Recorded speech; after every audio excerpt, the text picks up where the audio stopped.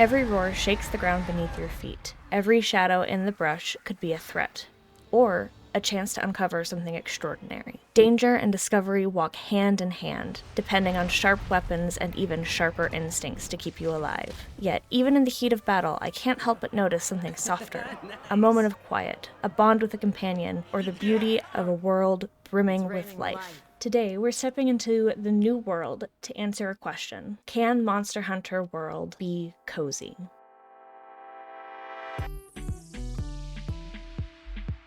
Monster Hunter World is a Capcom developed and published game that is full of action and adventure. Monster Hunter World doesn't necessarily scream cozy game. We're going to be looking into it to see if there's anything that could potentially make this more of a cozy game. Our first look is going to be at character customization and world customization. Character customization within Monster Hunter World is rather good, but not as in-depth for what you might find in other games, or even what's on the horizon with the upcoming Monster Hunter Wilds.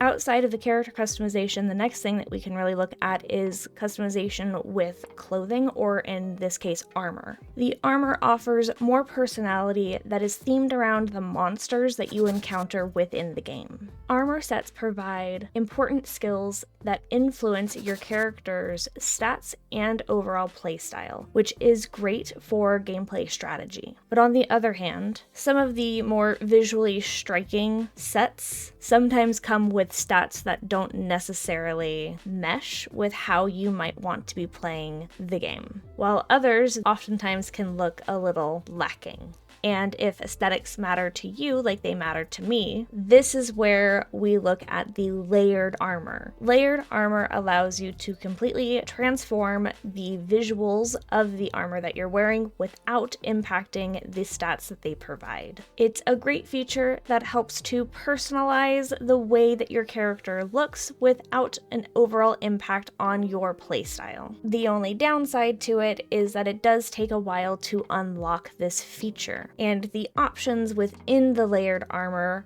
are a bit limited. The other customizable feature that you have is actually your Palico, and your Palico is a feline companion who helps you in battle with making sure that you've got a little bit of extra support. Your Palico, you can change their visuals, pelt and eye color. You can also change the way that their armor looks to help support how your playstyle is. When it comes to world customization, there's not a lot to be done except the room that you are given. Within the room, you can display different creatures that you can capture. These are small animals that you can find throughout the world that are just adorable. They can be displayed in different parts of the room depending on the kind of animal that they are. In the DLC, Iceborne, you are given a room where you can actually customize it in a deeper way. You can change the flooring, you can change the bedding, you can change how everything looks overall. The NPC interactions are abundant within Monster Hunter World. These are characters that you might not remember by name. They don't go by their names, they all go by their title. Each of them plays a unique role within the journey that you are on.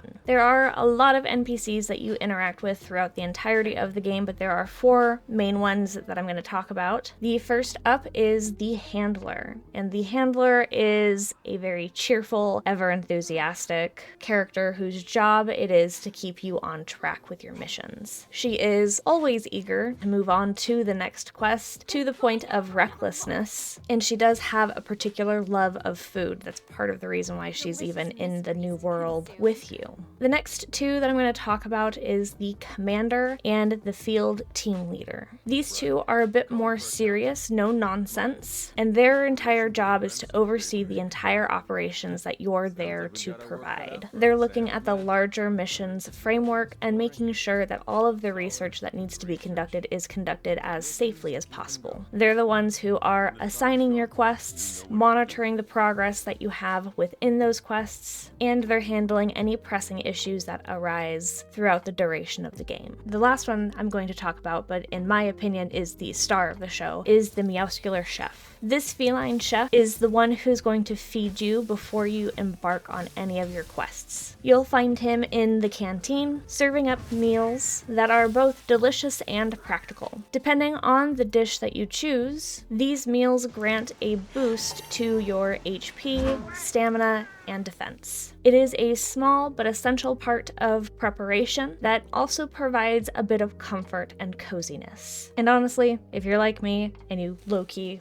want to eat the food that is prepared, hit that like button so that I know that I'm not alone. The graphic quality within this game is stunning. It's vibrant, rich, and full of life. Each area that you explore feels alive, with every corner brimming with detail that makes the world feel more immersive and dynamic. As for the monsters, they are a spectacle in their own right. Each one is uniquely designed, with clear distinctions between species, giving each creature its own identity and personality. No two monsters feel alike, and their appearances match the ecosystem that they inhabit, which adds depth to both the creatures and the world itself. One of the most exciting visual elements within the game is something called turf wars that can happen spontaneously while you are exploring the wilderness. These epic battles happen between two powerful monsters. These clashes are intense, with raw, visceral combat that pulls you right into the action if you're not careful. The graphics during these battles are not only impressive, but seamless, making you feel like you're watching an actual struggle for dominance in the wild, with every attack and every roar and every moment perfectly woven into the environment. These big monsters don't just interact with each other, but the environment as a whole, often slaying smaller monsters and destroying portions of the environment around them. The soundtrack is a high-energy experience designed to drive you forward, build tension, and amplify the thrill of each and every encounter, with tracks that keep you charged and engaged throughout your hunts, perfectly complementing the fast-paced nature of this game. There are very few soft moments in the music. Those tend to be reserved for more tranquil settings, like the calm solitude of your room or the gathering hub. For the player experience with Monster Hunter World, it is a one-size-fits-most. As someone who prefers to stay out of the chaos of close combat, I gravitate towards the bow as my weapon of choice. This allows me to deal damage from a safe distance. The game has, in my opinion, some more complex menu systems for skill tree and building things out, so I definitely relied on my partner who has a deeper understanding of this game to help me craft the right playstyle for me. Another way to tackle the difficulty is by playing co-op. The co-op mode is a great feature that allows you to help other players. This does make the game more accessible and enjoyable for players who might struggle with playing solo. In co-op, you can team up with up to 3 other players, which does scale the game's difficulty to account for their players joining you, and that might seem a little counterintuitive, but the ability to work with other people gives a lot of additional strategy that you don't have when you're playing solo.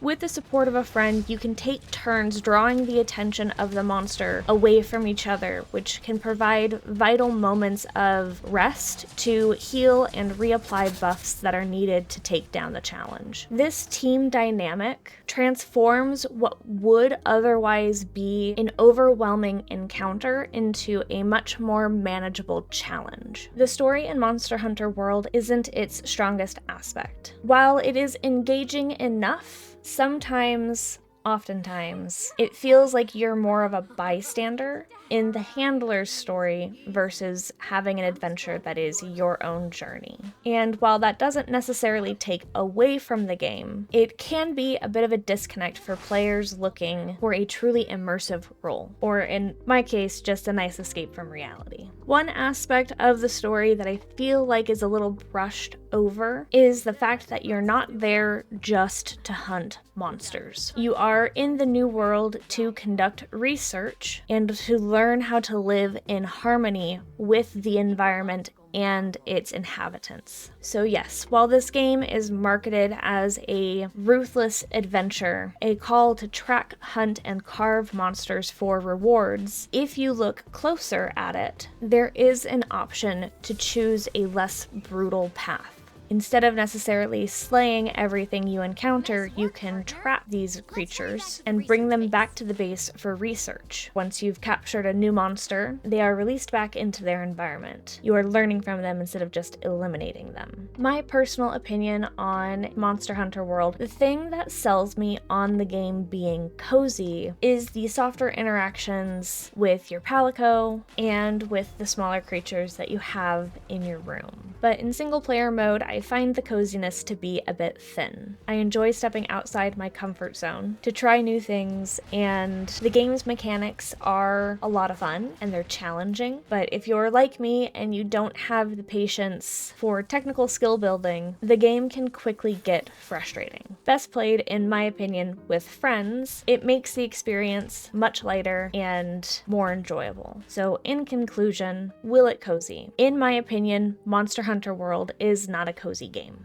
If you're playing it solo. If you're playing it multiplayer, it is absolutely much more of a cozy game. Much like the way that I view Fallout 76 being a cozy game if you're playing with friends, Monster Hunter feels of the same vein. Between the intense hunts and the epic battles, there is definitely moments of softness. If you are put off by the game's intensity, I would say try it with a friend. And if it's the brutality that puts you off of the game, know that there is the softer option of trapping, which is often the better choice anyway. Thank you for joining me into this exploration of Monster Hunter World. Do you agree with my take? Has this video given you a new perspective on this game? Let me know in the comments. I would love to hear your thoughts. And if you've enjoyed content like this, don't forget to subscribe. I post videos like this one on the 28th of every even month. Until next time.